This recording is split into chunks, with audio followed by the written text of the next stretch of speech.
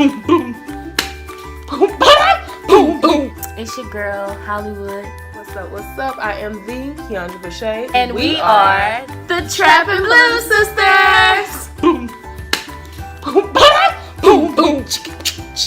Waddle, waddle. A waddle.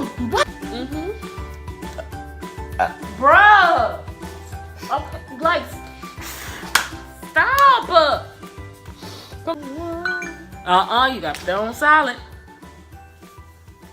Let's show us ring. Mine's not gonna ring because Okay, so our story time today is going to be about when we lived on campus at McNeese State University, and the apartments we lived in, it was like, it had how many rooms? 4 rooms? It was 4. So it had 4 rooms, so 4 different people can stay in there. Like in an apartment, had a kitchen, a living room, and then have 4 different rooms. You know how some colleges have that. Mm-hmm. So one of our roommates, Ding Ding, had a boyfriend named Shelter. This is not aren't their real names, but yeah. So we're gonna explain why we called him Shelter, and we called him 2 hours too. But we're gonna we're gonna explain why we called him Shelter and why. So the roommates are Ding Ding, me, my sister, and Bison. But yes, that's the roommates. That's the roommates. That's true. Okay, so me and Ding Ding started being like kind of closer or whatever. Like, she's very quiet. Like, she's a little short, tiny. She's like 5'1". You might as well say the girl was a midget. She was a midget. Okay. So, alright, so anyway. So, she like a little girl, first of all. So, one day, she was telling me about this dude she was talking to, saying like how close they had, start becoming whatever. So, her and the dude went out on a date. So, the dude came back to the apartment that night, and I was like, oh, look at Ding Ding, So, within, I'll say, probably like 2 weeks time, like, he started coming over there more and more and more. And my sister started to notice, but her and Ding Ding wasn't that close or whatever. Like, he eventually started living there. Yeah, he was literally residing. I mean, he was cooking, cleaning, washing his clothes. Yeah, he made himself at home. Yeah. And he was rude, too. Sometimes he wouldn't speak. Sometimes, and like so I would have like 8 o'clock class, 12 o'clock, like different times of the day. Mm-hmm. So whenever I would try to be getting ready, when I would be trying to get ready for 8 o'clock class, he would be in the bathroom taking a shower, and like I would be late. Because me and Ding Ding shared a bathroom, her and Bison shared a bathroom, or whatever. So if Bison was trying to get ready in their bathroom, it's not like I could use theirs, you know what I mean? Because Ding Ding's boyfriend is in there or whatever. So it became an issue, and like the roommate, me, my sister, and Bison kind of like knew about it. We would like be talking and stuff like that. And one night, tell me about that night, Bree. Bison, not what I just said, but tell me about that night, Bison. That's funny. So, tell me about that night, Bison. What Bison did? Bison. Okay. So myself and Bison, we met. We actually had the same jobs, whatever. So we met. Y'all was strippers during the summer. No, we was not. We met during the summer. We had a retail job actually at the casino. So we met during the summer, and we kind of, we was conversing amongst each other. And I found out that she went to McNeese, and I was like, hey, I'll go to McNeese too. And she's like, oh, okay. And, we started talking about, where we resided and all that. And she said she still stayed with her parents. And I was like, oh, okay. She asked did I still stay with my parents. I was like, no, I stay on campus because my parents stay an hour away. So anyway, she was like, oh, I've always wanted to stay on campus and this and that or whatever. So to make a long story short, me and her connected, and we started going out to eat or doing whatever. And she found out that she wanted to move on campus. So she was like, I think it'd be cool if we actually checked into the campus apartments to see if we could be roommates. I was like, that's fine, because I was actually currently staying with my sister during the summer, but I stayed previous her other sister. To that. Yeah, my oldest one. But previously to that, I was staying in the dorms, and you know, like during the summertime, you have to move out or whatever. So I moved with my older sister, and then during the summer, I moved into the apartments. So Bison moved in with me. She was a roommate with my sister and with Ding Ding. So that's how me All and of us Bison were together. Yeah, basically. Tune in, stay tuned in. Like, Okay, I do that. So, anyways, she was I don't even know what it was now. When she was beating on the wall, making sex noises and stuff. It's not even funny no more now. Yes, it is funny. Like, because they was hurt Bison. I mean, I just remember them being in the room, but I just remember her like just beating. Just imagine because her she was voice. tired of them being in there. Oh, yeah. She like, because Ding Ding's boyfriend Shelter kept walking back and forth, and Bison had her door open and she closed it. And like, you know, we was just acting crazy basically. Oh, and she said she was upset, so she started beating on the wall and making sex noises and stuff. Like she was loud. Like, it might not sound funny to y'all, but at the time, and the person who was doing it, like, it was funny. Yeah, I guess. But and then that time you turned that TV up. Remember when you were gonna? It was like it was you. It was like channel 4. Channel 4. You know how sometimes when you go through the cable and then like it'd be a channel that be like black and white and it'd be like psh, like loud like that. Well, that's how it was, and I was like, I bet you. I was like, I dare you won't turn it up on Ding Ding and Shelter. She was like, Ding Ding, you think I won't watch this? And she turned it all the way up to the max and kept it on there, and it was like, psh, like it was loud, and their room was right. Yeah, our rooms was like, this is my room and this is her room, like it was like back to back. Man, that was funny. I mean, the point of it is we was doing annoying stuff to them, like the sex noises thing. It may not sound funny to you, but that shit was funny. It was funny. And then me turning that TV up everywhere. It was like a set night everywhere. You turn it up loud. It was like a set night every Wednesday. Like I would do it at a certain time or whatever.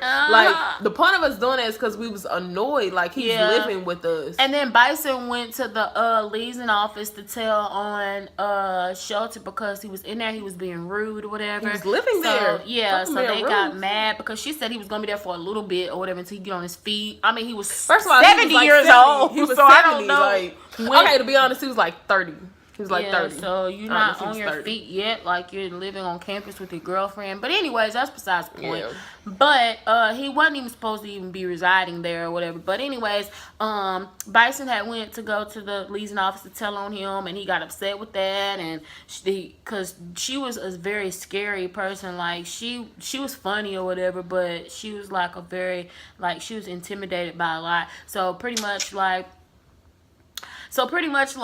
he came, the girl, Ding Ding, had came up to Bison and asked did she go to the office and this and that, and Bison was scared to say she did and blah, blah, blah. But anyways, it kept going and going and going to where Bison moved out because she got tired of it. So it was only 3 of us in there. So it was myself, my sister, and Ding Ding, and Shelter, unfortunately. So I guess he took the place of Bison. So anyways, it kept getting worse and worse. Like, he would turn his music up loud. Like, she was on the phone with her grandmother whenever she was praying, and he turned, like, rap music up loud with cursing in it.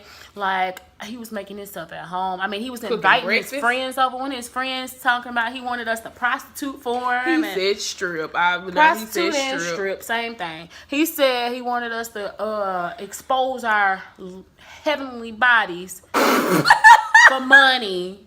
And I told my daddy said he was gonna come up there and whoop his ass and this and that if he messed with his daughters again and blah blah blah, and must be crazy thing go have my daughters on the street prostituting and all that. That's what he said. I went and told my daddy. I did. I told him, and daddy was pissed. He said he wasn't gonna come down. He got them guns for nothing. He said he was gonna come down here and pack. Before I went to the leasing office, since me and Ding Ding were getting close, I text her. Remember, like I sent that long text message, like explaining everything that he's been doing. Like, it's not okay for him to live there, be washing his clothes there, cooking there, washing dishes, taking family members over for family reunions. Yep. doing all that like he lived there. But it's cool if he come stay. Like, you know, if you want your little dip, your bae to come stay with you tonight, whatever, that's cool. But to be there every night for like months or whatever, like he was literally living there. So I text her a long thing telling her like, it's cool, you know, telling her all that or whatever. She was like, okay, I'll try to do better, blah, blah, blah. Like, you know. Yeah. So she was like, what, 22, 21, 22. And because, like, you know. Oh, and she had her own car. Remember, he didn't have no car. Yeah, that's right. She had her own car. She was like 21, 22. He was 27. He worked at Stein's. For 2 hours. That explains why we call him 2 hours. Well, that really, it kind of does, but it doesn't. Because, like I said, when I would get up to take my bath and stuff or whatever, he would be in the bathroom sometimes. He would leave at the same time I left for my 8 o'clock class. And by the time I came back for my 12 o'clock, he would be there. Yeah. We couldn't get enough of him. Thing she said she was going to do better. I text her and said, you know, I understand you love him, but you're about to be a nurse and he works at Stein's and he's almost 30. He's not doing anything else with his life. He has a child, first of all.